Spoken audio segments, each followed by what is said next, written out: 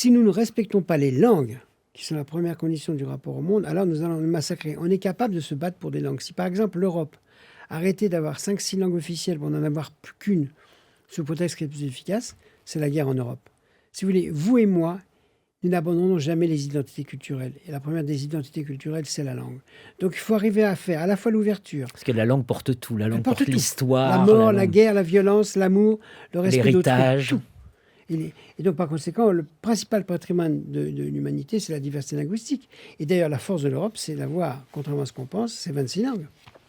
Le génie de l'Amérique latine, c'est qu'elle n'a que 2 langues, espagnol et portugais. Pour l'instant, elle n'en fait rien. Du point de vue Et le miracle des États-Unis, c'est qu'ils ont réussi à intégrer des peuples qui venaient avec toutes les langues de n'importe où. Donc, la question de la traduction, de la traduction, elle est centrale. On ne comprend pas l'autre. Déjà, on ne comprend pas quand on a la même langue. Alors, quand on n'a pas la même langue, c'est encore pire. Et du coup, il faut absolument généraliser la traduction, valoriser la diversité culturelle. Mais vous savez, à l'UNESCO, en 2005, on a fait un texte fondamental qui est « Les peuples doivent respecter la diversité culturelle, au premier rang desquels la langue ». Ce texte n'est pas du tout appliqué. Chacun continue à massacrer les langues, les cultures. Mais cette valeur normative est quand même sortie. Ça a été signé par 98% des États.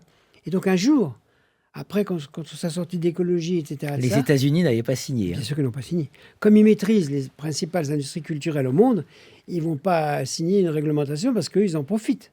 Mais ils ont été diaboliquement intelligents, les Américains, à la sortie de la Deuxième Guerre mondiale, parce qu'ils ont dit, on va vous aider, les Européens. Mais de grâce, prenez nos industries culturelles. Et on a vu ce qu'elle a fait. On n'est pas mort. Prenez Hollywood, prenez le jean. Exactement.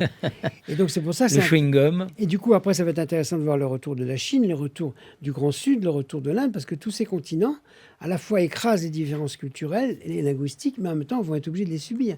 Donc la question de la diversité culturelle, c'est la grande question culturelle pour la paix et la guerre. Je vous interromps là parce qu'on est vraiment sur un sujet tout à fait majeur. C'est-à-dire quand on entend « mais bon sang, il faut s'adapter ». Voilà, il faut s'adapter. L'anglais est la langue internationale et donc il faut parler, c'est l'anglais, etc. Un des grands enseignements quand on prend le prisme de l'incommunication, et je vois pas comment on pourrait ne pas être convaincu par l'importance de l'incommunication. Une des grandes idées, c'est de dire arrêtons cette tyrannie de la standardisation, de la normalisation. Oui, de l'adaptation. C'est irréductible, cette diversité. Et il faut se battre pour la défendre. Sinon, on crée toutes les rancœurs, on crée toutes les haines. On alimente Personne toutes les ne veut haines. Abandonner sa langue. Et les langues maternelles, c'est fondamental dans le monde. Il faut parler 3 langues, il faut parler une langue maternelle, il faut parler une langue nationale, il faut parler au minimum une langue internationale, voire 2. On est condamné à apprendre plus de langues plus tôt, mais surtout à dire que l'autre, on ne peut pas dépasser l'altérité. Et c'est même la plus grande richesse de l'humanité, c'est accepter ou pas de ne pas pouvoir dépasser l'altérité.